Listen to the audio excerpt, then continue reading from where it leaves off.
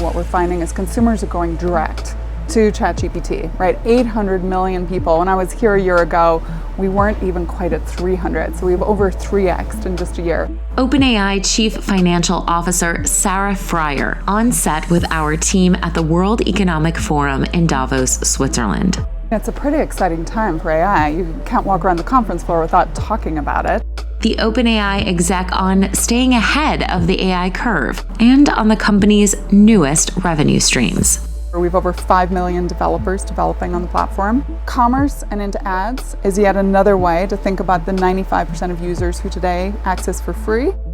Plus, what moral compass guides this powerful technology as it innovates? OpenAI's North Star is AGI for the benefit of humanity. We're a research lab. That's what we goal on, and it's not for the benefit of humanity who can pay. I'm CNBC producer Cameron Costa. Squawk Pod reports from Davos 2026. OpenAI CFO Sarah Friar begins right now.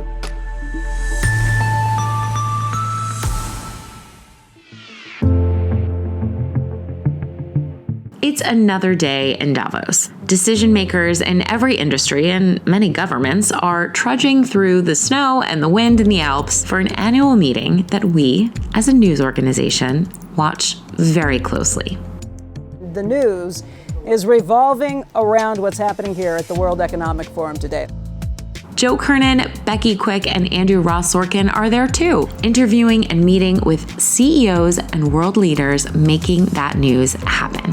Sometimes that news happens right on our set, outside in the crisp alpine air. In this next interview, Joe, Becky, and Andrew sat down with OpenAI CFO Sarah Friar. In the meantime, we are talking all things AI here in Davos, and Sarah Friar is OpenAI's CFO. Thank you for being here. How do you now start to see, or do you see, sort of a distinction between your model, your models, I should say, what Google is now doing, what Anthropic's doing, what XAI is doing? I mean, it does seem like there's starting to be more differentiation in sort of where you think ultimately your market is. Yeah, so I think, it's a pretty exciting time for AI. You can't walk around the conference floor without talking about it. A year ago, we were starting to talk about agents and about things that could come into your life as a consumer and do tasks for you, be with you in the workplace, help you really do your job. And now we are here talking this week about the agentic enterprise, so really going deep on transformation. We think that consumer and enterprise are symbiotic, so we need to be in both.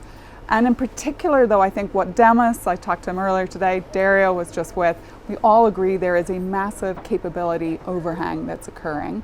There is AI in people's hands today. They're using it quite simplistically, but the power users are using it 7 times more than just the average user. They're coding, they're doing deep research tasks, they're in research labs causing breakthroughs, and a lot of people are still just doing kind of search. So I think that all of us are focused on that. How do we close that capability overhang? Big question about this. This is an iPhone, and Apple just made a deal with Google to use Gemini in its phone. You had a relationship, and still do, with Apple. You were the first, though.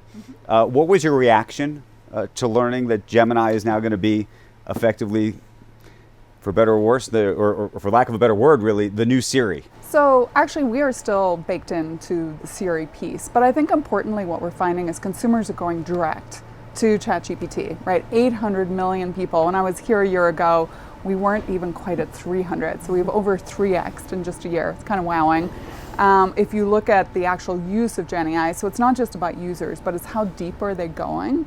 They are absolutely doing that inside ChatGPT. We've become the noun and the verb.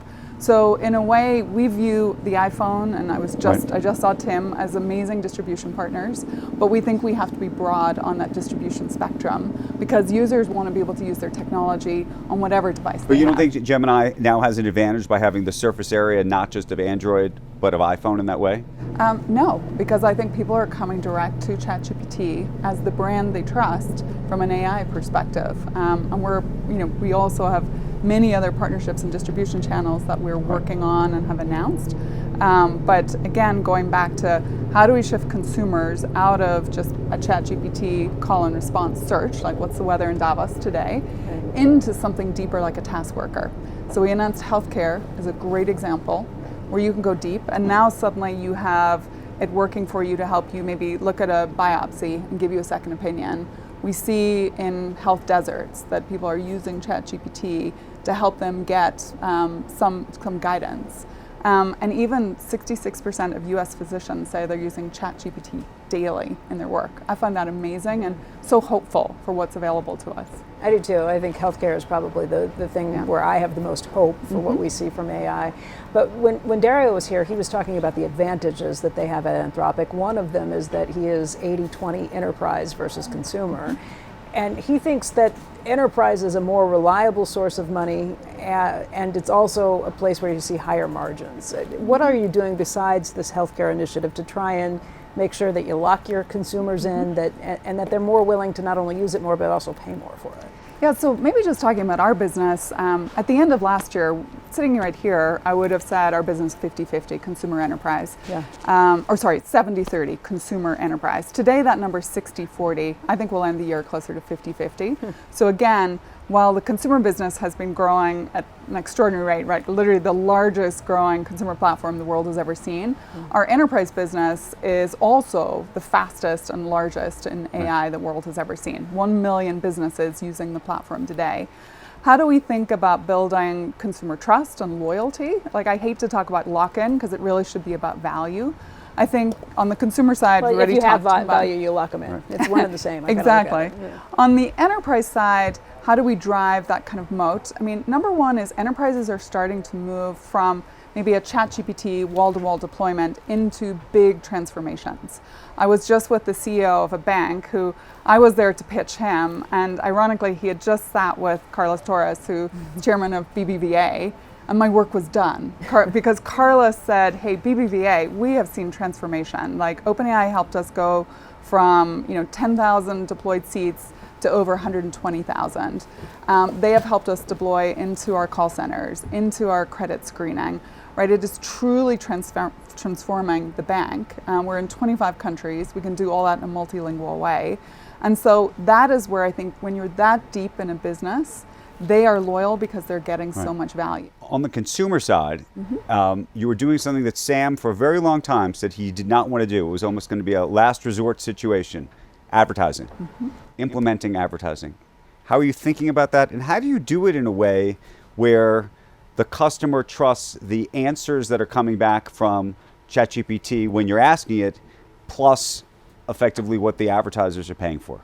Yeah, so let me talk about the North Stars of advertising as we begin to do some testing, but then I want to talk about the optionality that we're trying to build, broadly speaking. On the trust side, number one is what you said. North Star is the model always gives you the best answer, not the paid for answer. That has to remain goal one. Number two is we don't share your conversations with advertisers. We don't sell your data to advertisers. But I think number three is offering people a non-ad layer as well, or on-ramp. But why are we doing it? It comes back to access, right? OpenAI's North Star is AGI for the benefit of humanity. We're a research lab. That's what we goal on. And it's not for the benefit of humanity who can pay. And so in order to drive access, we need to drive more multidimensionality on the infrastructure. So sometimes it might be for a frontier model, right? Every 6 months we see a leap in that intelligence. Or it might be on the inference side, so we drive down costs and are able to supply to users at a lower cost. At the product level, multiple products. And then at the business model level, which is where you get to ads, we started with subscriptions and now we are multi-subscription.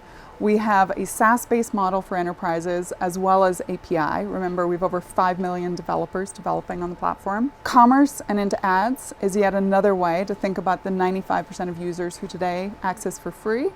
And then finally, I think there's an interesting value exchange model in our future where we align ourselves on the same side of the table as, say, a drug developer. Let's say it's Amgen, it's Eli Lilly, it might be a group like Thermo Fisher, and we say, we're going to work with you to create this next breakthrough.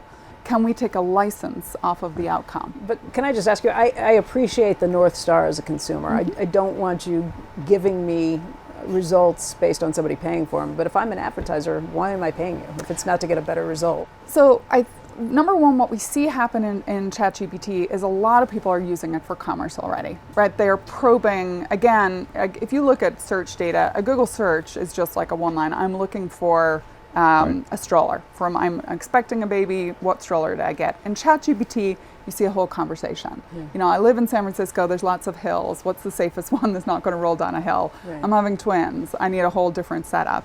So first of all, the conversation is really meaty and gets down into consideration. At that point, we may enable an advertiser, a consumer, very clearly to see you're now going to go talk to an advertiser, right? I need a place to stay in Davos this weekend.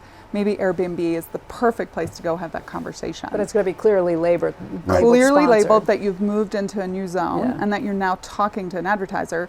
But that's why we see, even in ChatGPT, right, when we open up the platform to bring in a Booking.com or an Expedia or an Airbnb, so much excitement because users are saying, okay, I got to that moment of consideration, but now help me get to the purchase. Right. Before I let you go, obviously there's a lot of speculation about when you're going to go public, what's going to happen. But before that happens, Elon Musk is now continuing his lawsuit, and it appears that a trial could happen here now. So tell us just about what you think could happen over the next couple of months, if not the year. I know you're fighting, obviously, to remain under this new structure, but there's a whole lot of things that have to happen and go right or wrong before you can get to an IPO at this point. I mean, first of all, we're an incredibly strong business today. Again, in just a very short 2.5-year period, we've gone from zero to a company that is now a PBC, a public benefit corp. So when it comes to things like fundraising, got a heck of a lot easier. Secondly, we have an incredibly strong balance sheet. Right? We exited this year, or 2025, with over $40 billion on the balance sheet. We executed the largest private fundraise ever last year, $41 billion raised. And then as we look forward, for us, it's eyes on the prize of how do we add value to the consumer, how do we add value to enterprises, and how do we close this capability gap? You're going to hear us talk about this over and over again. But does the lawsuit itself, I mean, if you were to lose the lawsuit, it would change the entire business model. So we just try not to get distracted. Elon has launched many lawsuits at us, even since I joined the company. And in the end, we think that they're spurious, that it's a distraction tactic. And for us, we've done an incredible job, I think, of continuing to just execute through that noise, because in the end, we need to show up for our customers. Okay. Sarah Friar, it's great to see you. Thank you. Nice to see you all.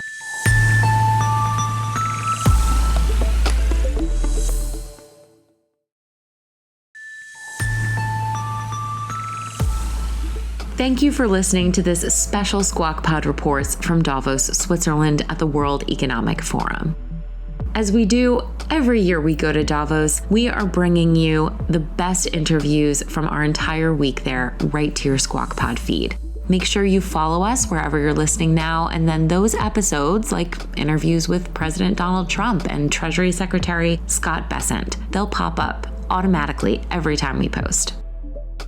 Squawk Box is hosted by Joe Kernen, Becky Quick, and Andrew Ross Sorkin in Davos, or more typically in Times Square in New York. Squawk Pod is produced by me, Cameron Costa, and Zach Valisi. Our Katie Kramer is producing on the ground in Switzerland this entire week. Thanks to Julie Trass, our editor, for the Davos episodes. Catch you next time. Have a great day.